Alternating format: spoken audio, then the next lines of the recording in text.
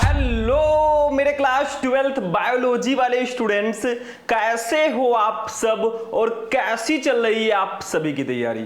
तो student finally आज मैं आपके लिए लेकर आया हूं क्लास 12 बायोलॉजी के पूरे बुक के 10 नहीं 20 नहीं 30 नहीं पूरे के पूरे 45 जो मोस्ट इंपॉर्टेंट क्वेश्चन है ना, उनको मैं इस वीडियो में बताने वाला हूं। बहुत सारे स्टूडेंट हमारे कमेंट कर रहे थे, सर जी आप बायोलॉजी का मैराथन क्लास लेकर आइए, बायोलॉजी क्यों नहीं पढ़ा रहे हैं। तो आप बुलाएं और हम ना आए, ऐसा कैसे हो सकता है। तो आज की ये 1 घंटे की लगभग क्लास है और ये 1 घंटे की बायोलॉजी की क्लास अगर आपने देख ली भैया ना, तो आपका जो टारगेट है 70 में 70 वाला वो और भी ज्यादा इजी हो जाएगा। तो क्लास 12 बायोलॉजी पूरे बुक के जितने भी चैप्टर हैं, पूरे चैप्टर के 45 यानी कि 45 सबसे महत्वपूर्ण प्रश्नों को आज मैं बताने वाला हूं। इससे बाहर बेटा कुछ नहीं आएगा। 70 में 70 हमारा टारगेट है और इस बार आपको दिलवा कर रहेंगे। चलिए स्टार्ट करते हैं भैया। एक एक चैप्टर के क्वेश्चन हम देखेंगे। टोटल आपके बायोलॉजी में 13 चैप्टर हैं, तो मैंने सारे चैप्टर का नाम भी लिख रखा है। ऊपर देखो, जैसे फर्स्ट वाला जो क्वेश्चन होगा ये फर्स्ट चैप्टर से होगा, तो सबसे पहले हम फर्स्ट चैप्टर के क्वेश्चन देखेंगे, फिर ऐसे ऐसे करके ना हम चैप्टर वाइज क्वेश्चंस को पढ़ेंगे और पूरे 13 चैप्टर में से टोटल 45 क्वेश्चन मैंने आपके लिए ढूंढे हैं। इन क्वेश्चंस को ढूंढने में मुझे 5 से 6 दिन का समय लगा है और आपको मैं 1 घंटे में ये क्वेश्चन बताने वाला हूं। तो देखो, सबसे पहला क्वेश्चन हमारा होगा हमारे फर्स्ट चैप्टर पुष्पी पादपों में लैंगिक जनन से। देखो क्वेश्चन क्या है, क्वेश्चन है कि टैपिटम क्या है या टैपिटम कहां स्थित है, इसका क्या कार्य है। मतलब टैपिटम कहां स्थित होता है और इसका क्या कार्य होता है।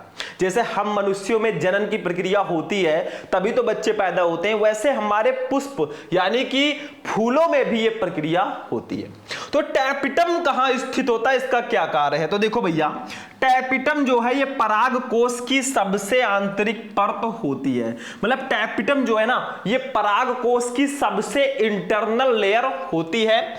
यह विकासशील पराग कणों को पोषण देती है। मतलब जो टैपिटम है ये विकासशील पराग कणों को पोषण प्रदान करती है, उनको न्यूट्रिशन देती है। आगे देखो, टैपिटम की कोशिकाएं सघन जीव द्रव्य यानी कि साइटोप्लाज्म से भरी होती है और सामान्यतः 1 से अधिक केंद्रकों से युक्त होती हैं। तो ये होता है आपका टैपिटम। देखो आज हम बेसिकली जो हमारे अति लघुत्तरीय प्रश्न है ना, उनको हम पढ़ने वाले हैं, लेकिन एक चीज ध्यान देना, इसमें कुछ क्वेश्चंस ऐसे हैं जो लघुत्तरीय प्रश्नों में भी आते हैं, तो वो भी मैं इसी में बताने वाला हूं। तो टैपिटम कहां स्थित है, इसका क्या कार्य है। तो टैपिटम पराग कोश की सबसे आंतरिक परत होती है। यह विकासशील पराग कणों को पोषण देती है। टैपिटम की कोशिकाएं सघन जीव द्रव्य यानी कि साइटोप्लाज्म से भरी होती हैं और सामान्यतः 1 से अधिक केंद्रकों से युक्त होती हैं। 1 से ज्यादा न्यूक्लियस इसमें पाए जाते हैं। चलो बेटा इसका स्क्रीनशॉट ले लो फर्स्ट क्वेश्चन का। अरे भैया पूरे 45 क्वेश्चन हम देखेंगे, तो कोई मूवी नहीं चल रही है कि आराम से बैठे हो देख रहे हो। कॉपी पेन लेना, नोट करने वाले पॉइंट को आपको नोट भी करना है। सेकंड क्वेश्चन पे आ जाओ बेटा। आपके लघुत्तरीय प्रश्नों में अक्सर, अति लघुत्तरीय में अक्सर ये आते हैं, किन्हीं 2 आभासी फलों के नाम लिखिए। किन्हीं 2 आभासी फलों के नाम आपको बताना है। तो दोनों आभासी फल हैं, एक है सेब और दूसरा है स्ट्रॉबेरी। ये दोनों आभासी फल कहलाते हैं। तो ऐसे ही आपको लिख देना है। चलो इसका भी स्क्रीनशॉट ले लो। अरे स्क्रीनशॉट लेने का झंझट ही खत्म कर दिया मैंने। देखो ये जो कुछ भी मैं पढ़ाता हूं ना, इन सब का पीडीएफ यानी कि नोट्स आपको हमारे ऐप पर मिल रहा है। ऐप का नाम है भैया शुभम लेक्चरर। तो प्ले स्टोर पे जाओ बच्चों, प्ले स्टोर पे जाओ, सर्च करो शुभम लेक्चरर, आपको हमारा ऐप मिल जाएगा, डाउनलोड कर लेना। कोई भी प्रॉब्लम होती है, ये रहा मेरा नंबर 9918332305, ठीक है। ये मेरा व्हाट्सएप नंबर है, इस पर आप मुझे मैसेज और कॉल कर सकते हैं। वहां पे मैंने क्रैश कोर्स भी लॉन्च किया है, अगर आपको ज्वाइन करना है तो आप इस नंबर पर मुझसे कांटेक्ट कर सकते हो। ये तो थी जानकारी। चलो बेटा तीसरा क्वेश्चन देख लो। तीसरा क्वेश्चन हमारा है, अभी हम फर्स्ट चैप्टर्स के ही क्वेश्चंस को पढ़ रहे हैं भैया, 45 क्वेश्चन पढ़ना है, ठीक है। देखो, भ्रूण पोष का विकास आवृत बीजी पौधों में किस प्रक्रिया के फलस्वरूप होता है। मतलब आवृत बीजी पौधों में जो भ्रूण पोष का विकास होता है ना, वो किस प्रक्रिया के बाद होता है। फलस्वरूप का मतलब बाद। तो देखो, एक प्रक्रिया होती है इनमें द्विनिषेचन, डबल फर्टिलाइजेशन। तो द्विनिषेचन प्रक्रिया के फलस्वरूप आप लिख दीजिए, भ्रूण पोष का विकास आवृत बीजी पौधों में द्विनिषेचन प्रक्रिया के फलस्वरूप होता है। जब डबल फर्टिलाइजेशन प्रक्रिया हो जाती है ना, तब भ्रूणपोष का निर्माण होता है, भ्रूणपोष का विकास होता है। चलो बेटा इसका भी स्क्रीनशॉट ले लो, स्क्रीनशॉट ले लो। नोट्स तो मैं आपको दे ही रहा हूं, मतलब टेंशन फ्री रहो। देखो, मैंने आपके लिए क्रैश कोर्स भी लॉन्च कर रखा है, जिसमें मैं सारे सब्जेक्ट के इंपॉर्टेंट क्वेश्चन के notes, videos, previous year paper, model paper, सब कुछ मैं उसमें देता हूं। तो ऐप डाउनलोड करना, वही सारा डिटेल आपको मिल जाएगा।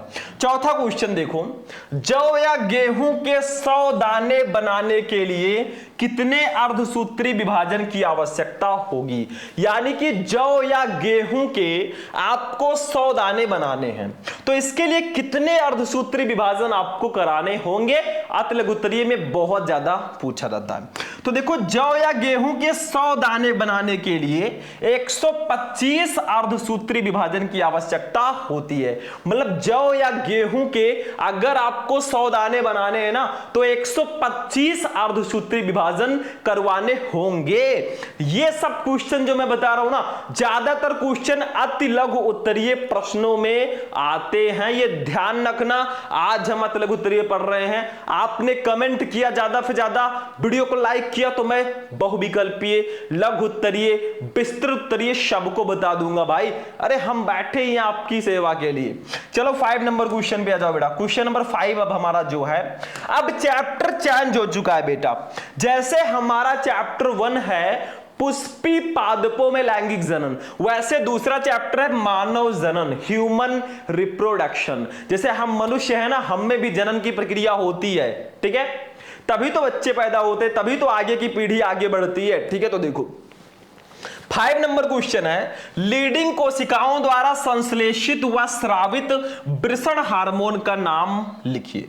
मतलब जो पुरुषों में वृषण पाया जाता है ना, टेस्टिस, तो टेस्टिस में लीडिंग कोशिकाएं पाई जाती हैं। तो लीडिंग कोशिकाओं द्वारा संश्लेषित या स्रावित वृषण हार्मोन का नाम लिखना है। लीडिंग कोशिकाएं कौन कौन से हार्मोन को स्रावित करती हैं।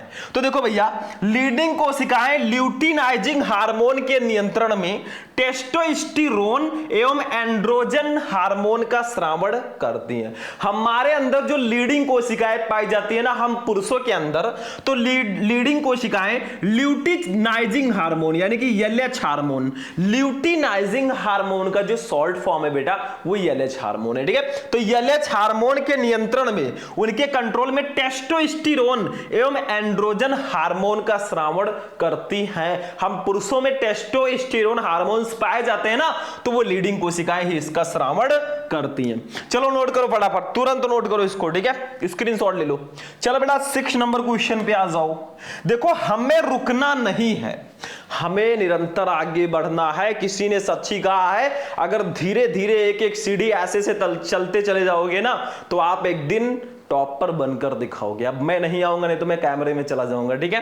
तो देखो 6 नंबर क्वेश्चन हमारा क्या है। अब देखो, आवर्त चक्र क्या है भैया। महिलाओं में एक प्रक्रिया पाई जाती है, आवर्त चक्र, मेंस्ट्रुअल साइकिल, ठीक है। तो आवर्त चक्र क्या है। आवर्त चक्र यानी कि मेंस्ट्रुअल साइकिल का कौन से हार्मोन नियमन करते हैं। देखो बेटा, महिलाओं में क्या होता है, आवर्त चक्र की प्रक्रिया पाई जाती है। हर 28 दिन पर उनका एक चक्र होता है, जिसको आवर्त चक्र, मासिक चक्र या ऋतुस्राव चक्र बोलते हैं। देखो क्या है, मादाओं यानी कि प्राइमेट्स में अंडाणु निर्माण 28 दिन के चक्र में होता है, जिसे आवर्त चक्र अथवा मासिक चक्र या ऋतुस्राव चक्र कहते हैं। मादाओं का मतलब महिलाओं में, अंडाणु का जो निर्माण है ना, जैसे पुरुषों में शुक्राणुओं का निर्माण होता है स्पर्म का, वैसे महिलाओं में अंडाणुओं का निर्माण होता है। ठीक है, तो मादाओं में अंडाणु निर्माण 28 दिन के चक्र में होता है, जिसे आवर्त चक्र अथवा मासिक चक्र या ऋतुस्राव चक्र बोलते हैं। प्रत्येक स्त्री में यह चक्र 12 से 13 वर्ष की आयु से स्टार्ट हो जाता है, यानी कि प्रारंभ हो जाता है, तथा 45 से 55 वर्ष की आयु में खत्म हो जाता है। मतलब स्त्रियों में क्या होता है ना, आवर्त चक्र की जो प्रक्रिया है ना 12 से 13 वर्ष की उम्र से स्टार्ट हो जाएगा और 45 से 55 वर्ष की आयु में यह खत्म भी हो जाता है। यह है चक्र अंडाशय में अंडाणु निर्माण की प्रक्रिया, अंडाणु निर्माण को दर्शाता है। मतलब आवर्त चक्र जो है ना, यह अंडाशय में अंडाणुओं के निर्माण को दर्शाता है और तथा इसके प्रारंभ होने के साथ ही मादा गर्भ धारण में सक्षम हो जाती है। और जैसे ही महिलाओं में आवर्त चक्र स्टार्ट हो जाता है ना, ऐसा माना जाता है कि अब वो प्रेगनेंसी के लिए यानी कि गर्भ धारण के लिए सक्षम हो चुकी है। ठीक है, यही होता है आवर्त चक्र। चलो इसका स्क्रीनशॉट लो फटाफट, तुरंत लो। चलो बेटा 7 नंबर क्वेश्चन पे आ जाओ। क्वेश्चन नंबर 7, आवर्त चक्र यानी कि मेंस्ट्रुअल साइकिल, वही क्वेश्चन है, अभी 6 नंबर है, क्योंकि आपके क्वेश्चन में एक चीज और था कि आवर्त चक्र का कौन से हार्मोन नियमन करते हैं। तो देखो आवर्त चक्र यानी कि मेंस्ट्रुअल साइकिल का नियमन निम्न 2 हार्मोन करते हैं। सबसे पहला है ल्यूटिनाइजिंग हार्मोन, ठीक है, LH हार्मोन। दूसरा है FSH हार्मोन यानी कि फॉलिकल स्टिमुलेटिंग हार्मोन। ये दोनों हार्मोन्स जो है ना, ये आवर्त चक्र का नियमन करते हैं।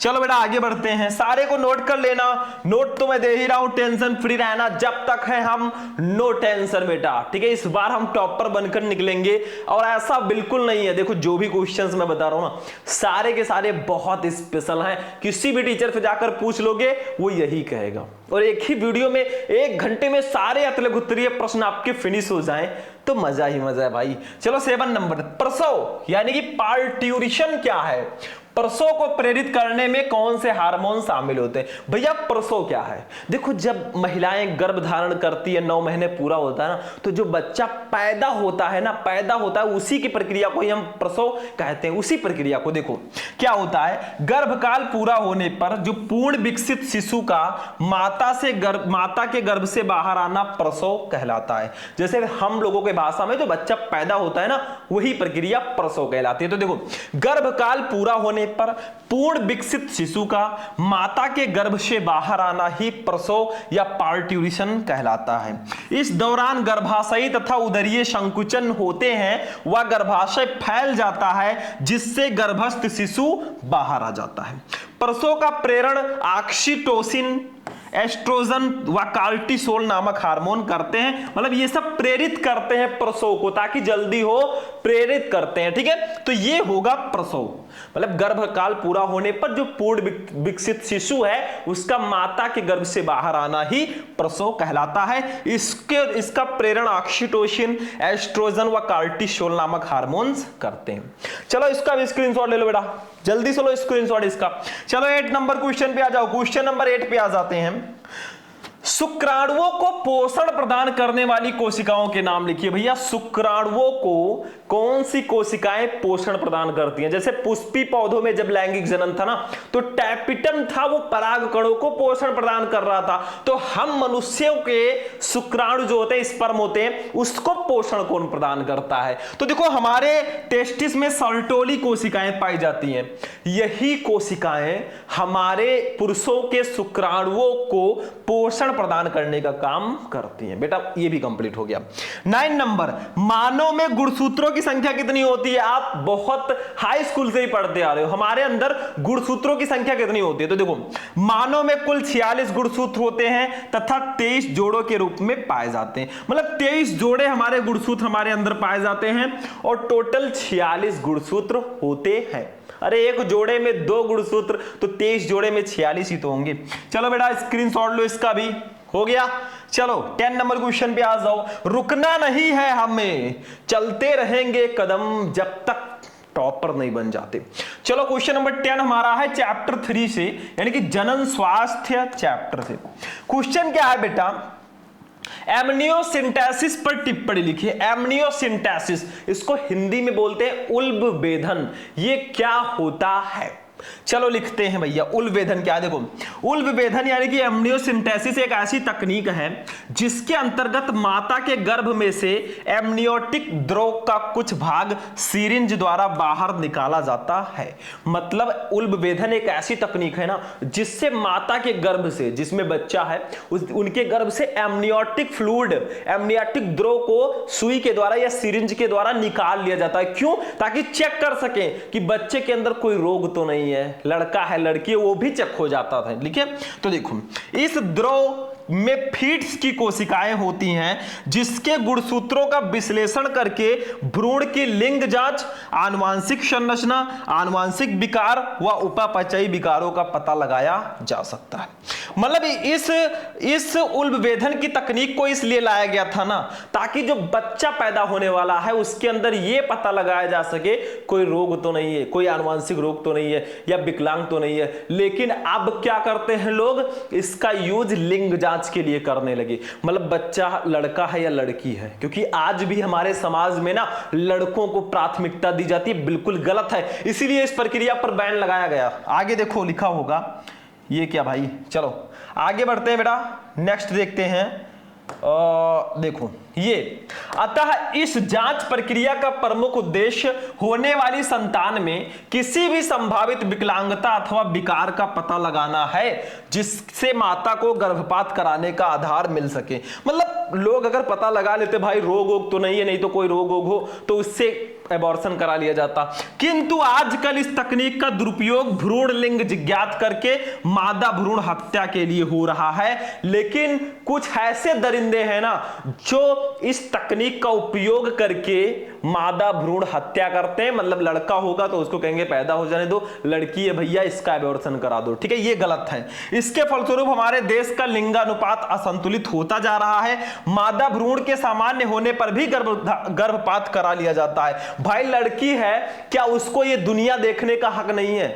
क्या वो इस संसार में नहीं आ सकती? वही इसकी सबसे बड़ी कमी है। ऐसा बिल्कुल नहीं करना चाहिए, क्योंकि अभी भी हमारे समाज में पुत्र जन्म को प्राथमिकता दी जाती है। ऐसा गर्भपात एक बच्चे की हत्या के समतुल्य है। अतः उल्ब वेधन पर कानूनी प्रतिबंध लगाना अति आवश्यक है। इस पर प्रतिबंध शायद लगा भी दिया गया है, क्योंकि लिंग जांच करके बच्चों, अगर एक बेटी नहीं होगी तो वो मां कैसे बनेगी, किसी की पत्नी कैसे बनेगी? गर्लफ्रेंड सबको चाहिए, पत्नी सबको चाहिए, लेकिन एक बेटी किसी को क्यों नहीं चाहिए? ये सबसे बड़ा सवाल है। चलो बेटा अगला क्वेश्चन देख लो, 11 नंबर क्वेश्चन है। आईवीएफ तथा जीआईएफटी का पूरा नाम लिखिए। आईवीएफ और जीआईएफटी का पूरा नाम क्या है? तो देखो आईवीएफ का पूरा नाम है पात्र निषेचन, यानी कि इन विट्रो कर देना, इन विट्रो फर्टिलाइजेशन। ठीक है, इन विट्रो, इसको वी कर देना, इन विट्रो फर्टिलाइजेशन मतलब पात्र निषेचन। जीआईएफटी का पूरा नाम है युग्मक अंतः फैलोपियन स्थानांतरण, यानी कि गैमीट इंट्रा फैलोपियन ट्रांसफर। ये जीआईएफटी का पूरा नाम है। बस हो गया। 12 नंबर क्वेश्चन देखो, आईयूडी का पूरा नाम लिखिए। आईयूडी का पूरा नाम है इंट्रा यूटेरिन डिवाइस, यानी कि अंतः गर्भाशयी यंत्र। चलो इसको भी नोट करो बेटा, स्क्रीनशॉट ले लो फटाफट। अभी तो मापी है मुट्ठी भर जमी हमने, अभी तो सारा आसमान बाकी है। अब चैप्टर 4 पे आ चुके हैं बेटा, 45 क्वेश्चन देखना है।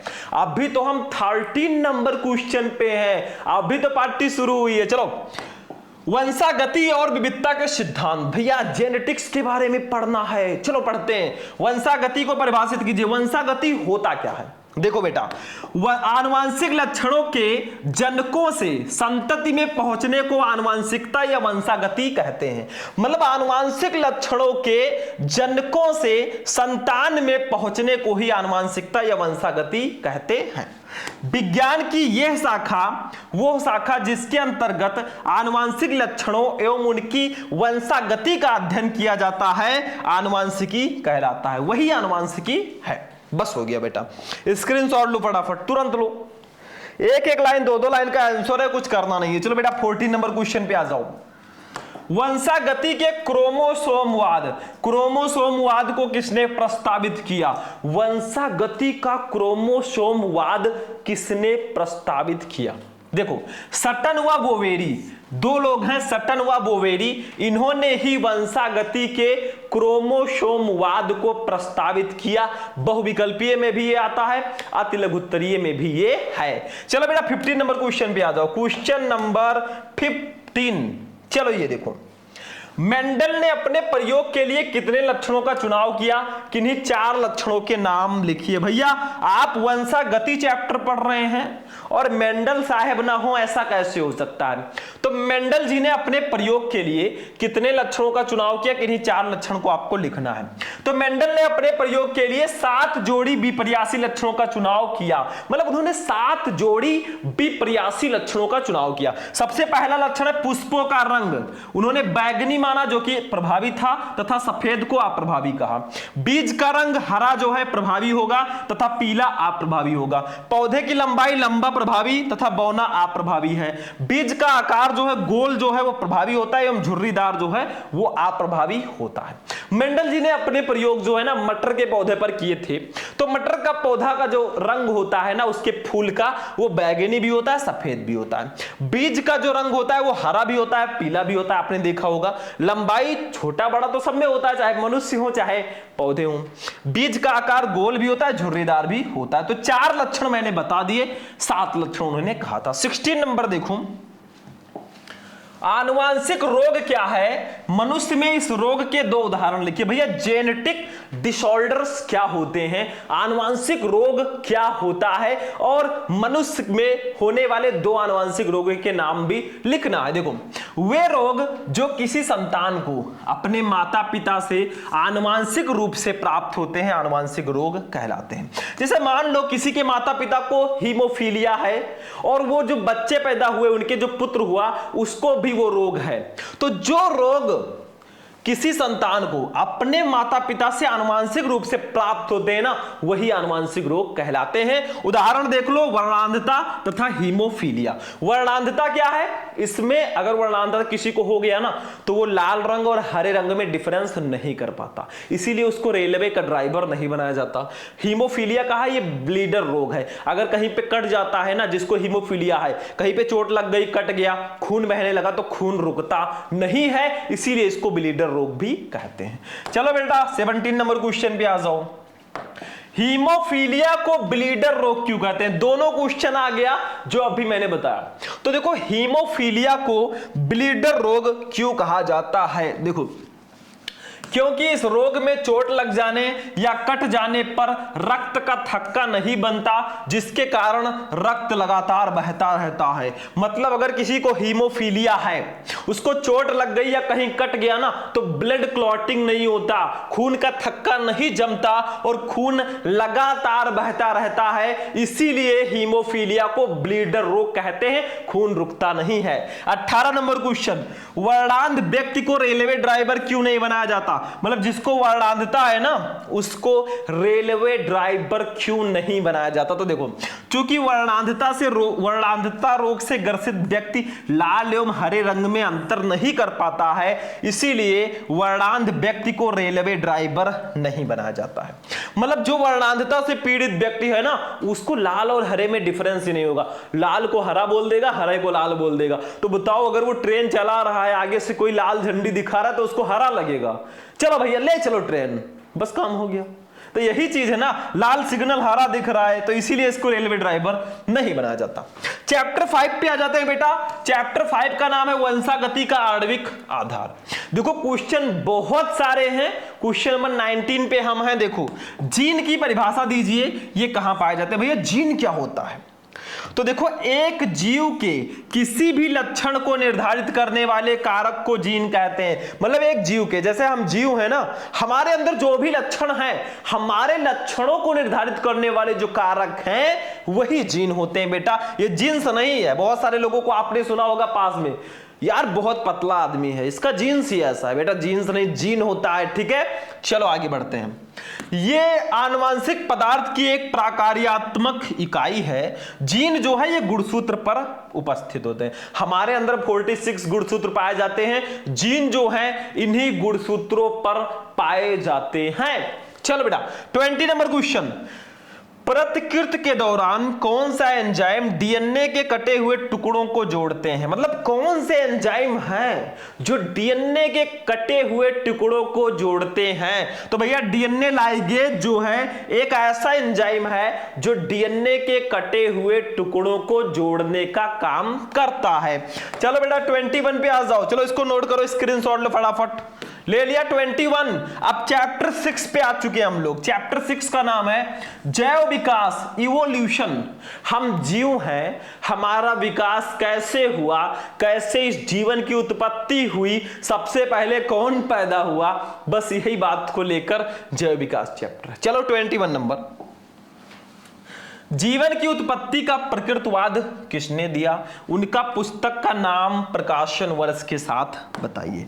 बेटा जीवन की उत्पत्ति का प्रकृतवाद A.I. ओपेरिन ने दिया। उनकी पुस्तक का नाम द ओरिजिन ऑफ लाइफ है, जिसका प्रकाशन सन 1936 में हुआ था।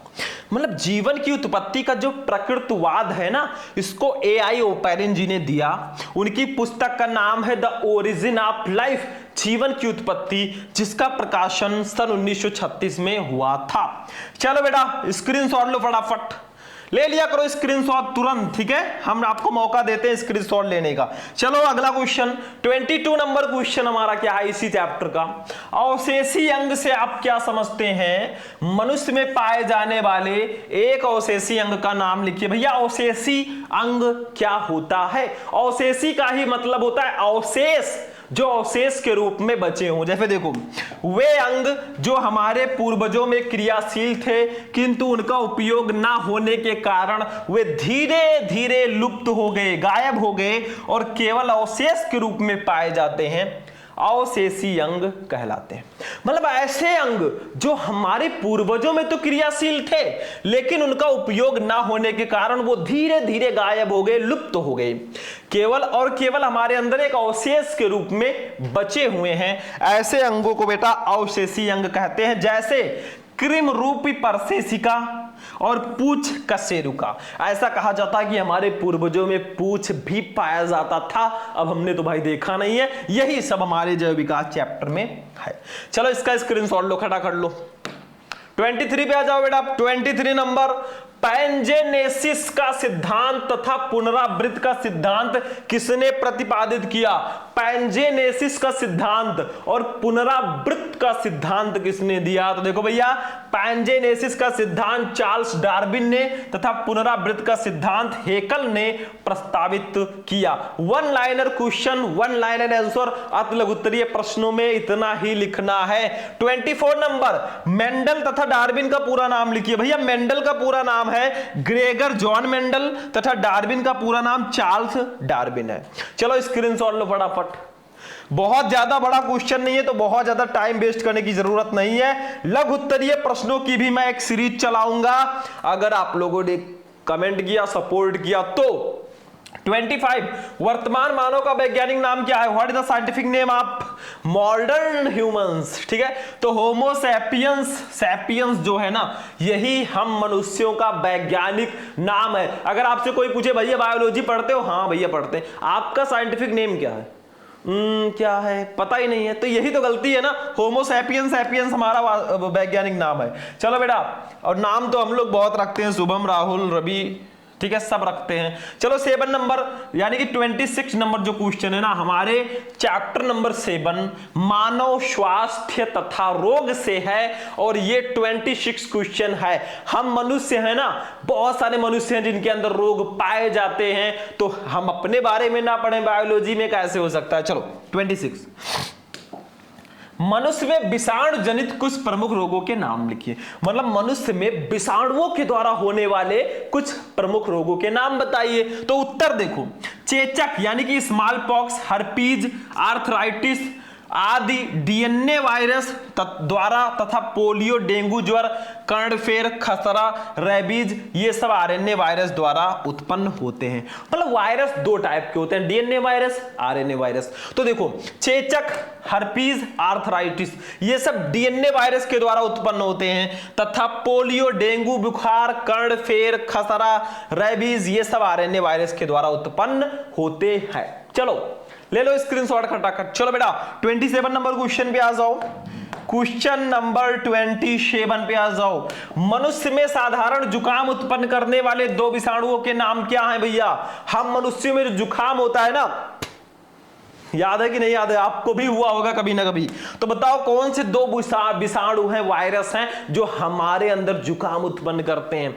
एक है रहीनो वायरस, दूसरा है कोरोना वायरस। ये दोनों वायरस मनुष्यों में जुकाम उत्पन्न करने वाले वायरस हैं।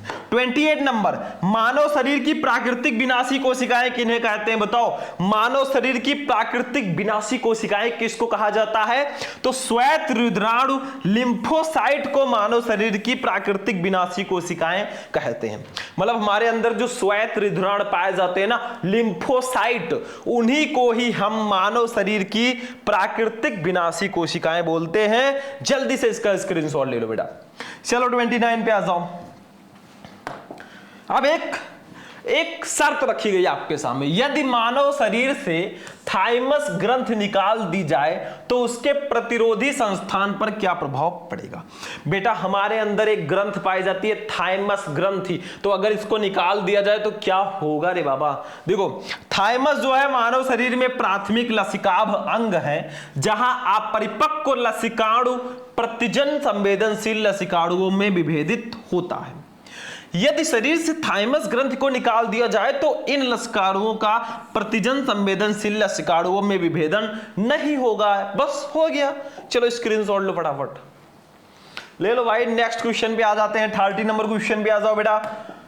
अब चैप्टर 8 का क्वेश्चन आ गया, मानव कल्याण में सूक्ष्म जीव। कुछ ऐसे सूक्ष्म जीव भी हैं जो हमारे लिए लाभदायक होते हैं। जैसे आप दही खाते हो, दही में जो सूक्ष्म जीव पाया जाता है ना, लैक्टोबैसिलस, वो हमारे लिए लाभदायक होता है। अगर आप दही को ध्यान से देखोगे ना माइक्रोस्कोप से, तो उसमें छोटे छोटे बैक्टीरिया पाए जाएंगे। अगर उसको रख दोगे 2-4-10 दिन के लिए तो वही बैक्टीरिया बड़े बड़े हो जाते हैं। मतलब उसमें होता है, वो हमारे लिए फायदेमंद है। देखो क्या है, किस भोजन या आहार में लैक्टिक एसिड बैक्टीरिया मिलते हैं? तो देखो भैया, देखो लैक्टिक एसिड बैक्टीरिया लैक्टिक अम्ल उत्पन्न करके दूध को दही में बदल देता है। भैया दूध दही में कैसे बदलता है? लैक्टिक एसिड बैक्टीरिया लैक्टिक अम्ल उत्पन्न करके दूध को दही में बदल देता है। यह दूध की शर्करा, हमारे दूध में एक लैक्टोज शर्करा होती है, यह शर्करा को लैक्टिक एसिड में बदलता है। मतलब जो लैक्टिक एसिड बैक्टीरिया है ना, ये दूध की शर्करा लैक्टोज को लैक्टिक एसिड में बदल देता है। लैक्टिक अम्ल दूध की प्रोटीन केसीन को जमाकर दही में परिवर्तित कर देती है। और लैक्टिक अम्ल जो है, जैसे लैक्टिक एसिड में उसने बदला, फिर लैक्टिक अम्ल जो है वो दूध में पाई जाने वाली प्रोटीन, एक केसीन प्रोटीन होती है, इस प्रोटीन को जमाकर दही में परिवर्तित कर देती है। यह जीवाणु दूध से लैक्टोज को निकाल देता है, परंतु बहुत से व्यक्तियों को बिना लैक्टोज के दूध पीने पर एलर्जी होती है। तो ये जीवाणु महत्वपूर्ण विटामिन B12 उत्पन्न करते हैं तथा ये सड़ाने वाले जीवाणु व हानिकारक सूक्ष्म जीवों की वृद्धि को भी रोकते हैं। बस हो गया, स्क्रीनशॉट ले लो फटाफट।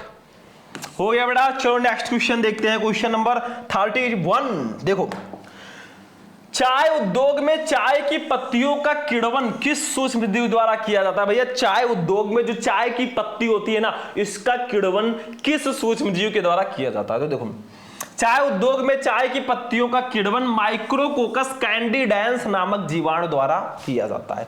मतलब चाय उद्योग में, चाय इंडस्ट्री जो है, टी इंडस्ट्री ना, इसमें चाय की पत्तियों का जो किण्वन होगा वो माइक्रोकोकस कैंडिडेंस नामक जीवाणु द्वारा किया जाएगा। 32 नंबर, सिरका के उत्पादन में किन जीवाणुओं का उपयोग होता है? बताओ सिरका के उत्पादन में किन जीवाणुओं का यूज किया जाता है? सिरका आप में से भी बहुत सारे लोग खाए होंगे।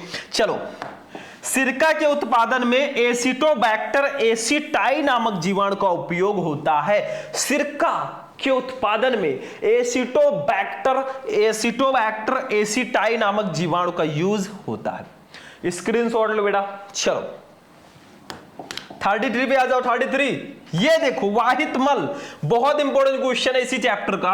वाहित मल से आप क्या समझते हैं? सीवेज क्या होता है? वाहित मल हमारे लिए किस प्रकार से हानिप्रद है, मतलब वाहित मल क्या होता है, वाहित मल हमारे लिए कैसे हानिकारक है। तो देखो, आप सिटी में रहते हो या गांव में रहते हो, प्रतिदिन नगर व शहरों में व्यर्थ जल की एक बहुत बड़ी मात्रा जनित होती है। मतलब प्रतिदिन अगर सिटी में आप रहते हो ना, तो सिटी में व्यर्थ जल जो वेस्ट वाटर है ना, उसकी एक बहुत बड़ी मात्रा जनित होती है, इकट्ठी होती है।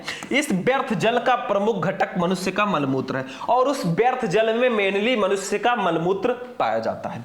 नगर में इस व्यर्थ जल को वाहित मल या सीवेज कहते हैं, और इसी व्यर्थ जल को ही हम सीवेज बोलते हैं। वाहित मल हमारे लिए अग्र प्रकार से हानिकारक है। सबसे पहला, वाहित मल में कार्बनिक पदार्थों की बड़ी मात्रा तथा सूक्ष्मजीव पाए जाते हैं, जो अधिकांशतः रोगजनकीय होते हैं। मतलब वाहित मल में जो है ना, कार्बनिक पदार्थ और की बड़ी मात्रा तथा सूक्ष्मजीव पाए जाते हैं, जो ज्यादातर रोगजनकीय होते हैं, हमारे अंदर रोग उत्पन्न करते हैं। दूसरा, वाहित मल में ऑक्सीजन की कमी होती है, इसलिए कार्बनिक पदार्थों का विघटन भी नहीं हो पाता है। इसके फलस्वरूप वाहित मल वातावरण को भी प्रदूषित करते हैं। मतलब वाहित मल में ऑक्सीजन की कमी होती है, इसलिए कार्बनिक पदार्थों का विघटन भी नहीं हो पाता है। इसके फलस्वरूप वाहित मल वातावरण को भी प्रदूषित करते हैं। तो यही भैया रीजन है। स्क्रीनशॉट ले लो, खटाखट तुरंत स्क्रीनशॉट लो। चलो बेटा 34 पे आ जाओ। 45 क्वेश्चन देखना है। हम 5G के स्पीड से चल रहे हैं बेटा, हम मॉडर्न युग में हैं, हमारी स्पीड थोड़ी तेज होनी चाहिए। 34, बायोगैस के घटक गैसों के नाम लिखिए तथा इससे मनुष्य को होने वाले 2 लाभ बताइए। भैया बायोगैस के घटक गैस कौन कौन से हैं और इससे मनुष्यों को कौन से लाभ होते हैं? तो देखो बेटा, बायोगैस एक प्रकार से गैसों, जिसमें मुख्यतः मीथेन शामिल है, इसका मिश्रण है। मतलब बायोगैस एक प्रकार से गैसों का मिश्रण है। कई गैस इसमें होती हैं जो सूक्ष्मजीवी सक्रियता द्वारा उत्पन्न होती हैं। कुछ बैक्टीरिया जो सेलुलोजीय पदार्थों पर अवायवीय रूप से उगते हैं, वो कार्बन डाइऑक्साइड तथा हाइड्रोजन के साथ साथ बड़ी मात्रा में मीथेन भी उत्पन्न करते हैं। बस हो गया, एक प्रॉपर आंसर दे दिया करो, कुछ है नहीं खास भाई। चलो नेक्स्ट क्वेश्चन 35 है, प्रतिजैविक से आप क्या समझते हैं? किन्हीं 2 प्रतिजैविकों के नाम लिखिए। What is antibiotic? नाम सुना है कि नहीं सुना है? अब आपको एंटीबायोटिक आपने सुना होगा, लेकिन हिंदी नहीं पता है। प्रतिजैविक, चलो, हमारे शरीर में प्रवेश करने वाले हानिकारक सूक्ष्म जीवों, विशेषकर जीवाणुओं को मारने वाले रसायन प्रतिजैविक होते हैं। मतलब हमारे शरीर में जो प्रवेश करने वाले जो बैक्टीरिया है ना, उनको मारने वाले रसायन को ही प्रतिजैविक कहते हैं। इसीलिए कहते हैं एंटीबायोटिक ले लो, ताकि जीवाणु आपके अंदर प्रवेश ना कर पाए। इनका उत्पादन सूक्ष्म जीवों द्वारा ही किया जाता है, और इनका भी उत्पादन, प्रोडक्शन जो है ना, सूक्ष्म जीव के द्वारा ही किया जाता है। 2 प्रमुख प्रतिजैविकों के नाम निम्नवत है। जैसे पेनिसिलिन एक प्रतिजैविक है, इसका जो उत्पादन है पेनिसिलियम नोटेटम के द्वारा किया जाता है, ये भी हमारे सूक्ष्मजीव ही हैं। दूसरा स्ट्रेप्टोमाइसिन, इसका उत्पादन स्ट्रेप्टोमाइसिन ग्रिसियस के द्वारा किया जाता है, ये भी हमारा सूक्ष्मजीव ही है। चलो नोट कर लो फटाफट, तुरंत नोट करो, तुरंत, जस्ट नाउ। चलो बेटा अगला क्वेश्चन देखते हैं। नेक्स्ट क्वेश्चन देखिए हमारा क्या है। अब देखिए स्टूडेंट, 36 नंबर जो क्वेश्चन है ना, चैप्टर 9 जैव प्रौद्योगिकी सिद्धांत व प्रक्रम का क्वेश्चन है। देखो 36 नंबर क्वेश्चन, आनुवांशिकी अभियांत्रिकी में उपयोगी किन्हीं 2 एंजाइमों के नाम तथा कार्य लिखिए। भैया आनुवांशिक अभियांत्रिकी में उपयोगी किन्हीं 2 एंजाइम के नाम बताइए और कार्य बताइए। तो देखो भैया, सबसे पहला एंजाइम है प्रतिबंधन एंडोन्यूक्लियेज एंजाइम, यानी कि प्रतिबंधन एंडोन्यूक्लियेज एंजाइम को आणविक कैंची भी बोलते हैं। ठीक है, यह डीएनए के भीतर विशिष्ट स्थलों पर ही डीएनए को काटता है। मतलब इसका काम है डीएनए को खंडों में काटना। दूसरा है डीएनए लाइगेज, इसका काम क्या है, ये एंजाइम डीएनए के खुले सिरों को जोड़ता है, मतलब इसका काम है डीएनए के टुकड़ों को जोड़ना। बस हो गया बेटा, ठीक है। चलो नेक्स्ट क्वेश्चन देखते हैं, इसका स्क्रीनशॉट लो, खड़ाखट ले लिया। चलो आगे बढ़ते हैं, 10 नंबर चैप्टर पे आ जाते हैं। एक क्वेश्चन है जैव प्रौद्योगिकी एवं उसके अनुप्रयोग से। देखो 37 नंबर, उस एंजाइम का नाम लिखिए जो जीवाणु भोजी के डीएनए को काटता है। भैया वही एंजाइम, प्रतिबंधन एंजाइम, जैसे एंडोन्यूक्लियस, ये आपका जो है ना, ये जीवाणु भोजी के डीएनए को काटने का काम करता है।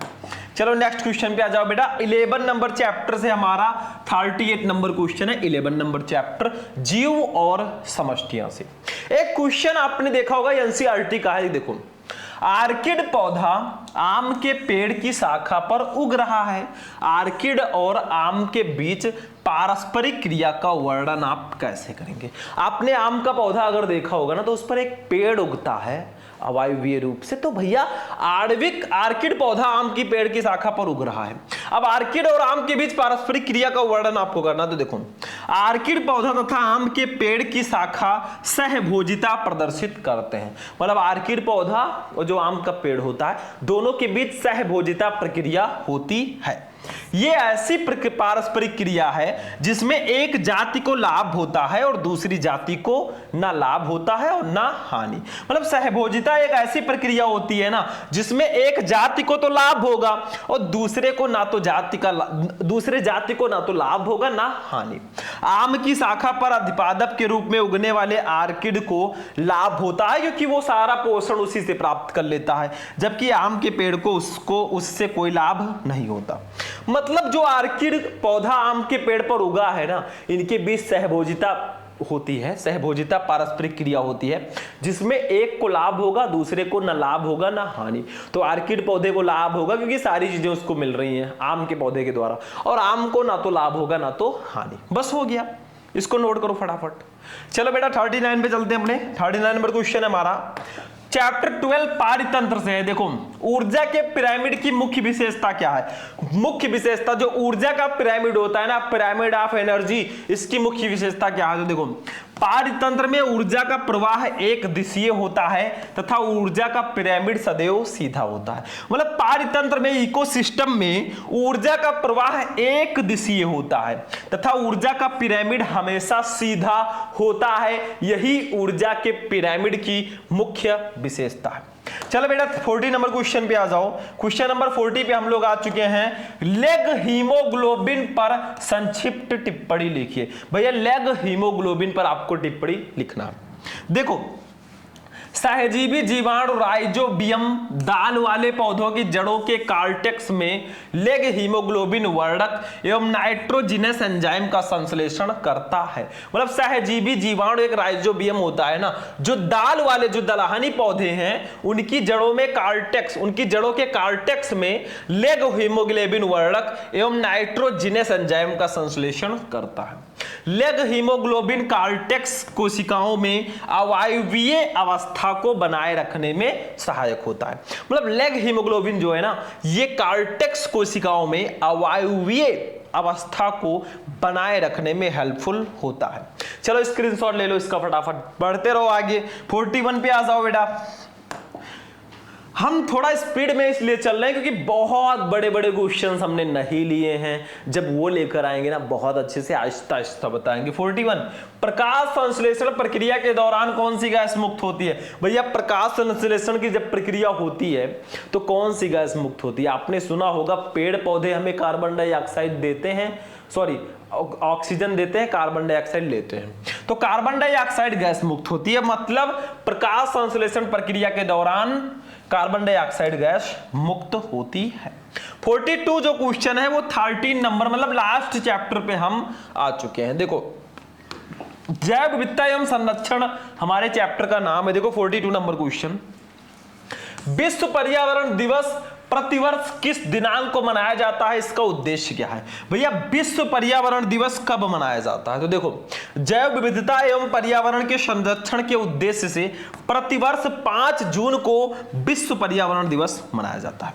मतलब जैव विविधता एवं पर्यावरण के संरक्षण के उद्देश्य से 5 जून को विश्व पर्यावरण दिवस मनाया जाता है। ये 5 जून याद रखना बेटा, हमारे प्रतियोगी परीक्षाओं में भी आते हैं, कंपिटिटिव एग्जाम में भी। चलो अगला क्वेश्चन देखते हैं, ये समझ गए। 43 पे हम लोग चलते हैं। अब क्वेश्चन नंबर 43, विलुप्त प्रजातियां क्या है भैया? विलुप्त का मतलब ही होता है गायब। तो देखो, जीव जंतुओं की वे प्रजातियां जिनका अस्तित्व वर्तमान में पृथ्वी पर से पूर्ण रूप से समाप्त हो गया है, विलुप्त प्रजातियां कहलाती हैं। मतलब जीव जंतुओं की वो प्रजातियां जिनका अस्तित्व वर्तमान में पृथ्वी पर से पूर्ण रूप से समाप्त हो गया है, वो विलुप्त प्रजातियां होती हैं। उदाहरण के लिए देखो, मॉरीशस में पाया जाने वाला पक्षी डोडो। देखो मॉरीशस में एक पक्षी डोडो पाया जाता था ना, अब वो बिल्कुल से गायब हो गया, तो वो विलुप्त प्रजातियों में आ गया। ठीक है, जीव जातियों की विलुप्त प्राकृतिक भी हो सकती है तथा अप्राकृतिक भी। चलो इसको नोट करो बेटा, हाँ स्क्रीनशॉट ले लो। 44 पे आ जाओ। राष्ट्रीय उद्यान से आप क्या समझते हैं? भारत के प्रथम राष्ट्रीय उद्यान का नाम लिखिए। राष्ट्रीय उद्यान क्या होता है? तो राष्ट्रीय उद्यान वो क्षेत्र होता है जहां पर वन्य जीव एवं पारिस्थितिक तंत्र दोनों के संरक्षण के लिए स्थितियां सुनिश्चित होती हैं। मतलब राष्ट्रीय उद्यान एक ऐसा क्षेत्र है जहां पर वन्य जीव एवं पारिस्थितिक तंत्र दोनों के संरक्षण के लिए स्थितियां सुनिश्चित होती हैं। भारत के प्रथम राष्ट्रीय उद्यान का नाम हेले राष्ट्रीय उद्यान है, जो सन 1936 में स्थापित किया गया था। इसका वर्तमान नाम कार्बेट राष्ट्रीय उद्यान है। मतलब पहले हेले राष्ट्रीय उद्यान था, अब वर्तमान में इसका नाम कार्बेट राष्ट्रीय उद्यान हो गया। बस हो गया बेटा, इसका भी स्क्रीनशॉट ले लो खटाखट। छोटे छोटे क्वेश्चंस हैं, छोटी छोटी राहें हैं। चलो 45 और लास्ट क्वेश्चन देखेंगे। उत्तरी भारत में स्थित किन्हीं 4 राष्ट्रीय उद्यानों के नाम लिखिए। उत्तर भारत में स्थित, ठीक है। चलो, दुधवा राष्ट्रीय उद्यान जो कि उत्तर प्रदेश में हमारे यूपी में है, दुधवा राष्ट्रीय उद्यान। नंदा देवी राष्ट्रीय उद्यान जो कि उत्तराखंड में है, ये सब उत्तर भारत के राज्य हैं। कार्बेट राष्ट्रीय उद्यान जो कि उत्तराखंड में, और दचिगम राष्ट्रीय उद्यान जो कि जम्मू एवं कश्मीर में है। तो ये उत्तरी भारत में स्थित किन्हीं 4 राष्ट्रीय उद्यानों के नाम थे। तो भैया फाइनली आज का जो हमारा क्लास है ना, 45 क्वेश्चंस का, वो भी चैप्टर 1 से लेकर चैप्टर 13 तक के वो फिनिश हो चुका है। कैसा लगा आपको ये पूरा क्लास? आई होप कि आपने बहुत एंजॉय किया होगा, बहुत अच्छा लगा होगा। तो वीडियो पसंद आया, वीडियो को लाइक कर दो, चैनल को सब्सक्राइब कर दो। बस इतना सा कहना था। बाकी हम ऐसे ही क्वेश्चंस आपके लिए लाते रहेंगे। चलिए चलते हैं, फिर मिलेंगे किसी नेक्स्ट वीडियो में नेक्स्ट टॉपिक के साथ। तब तक के लिए जय हिंद।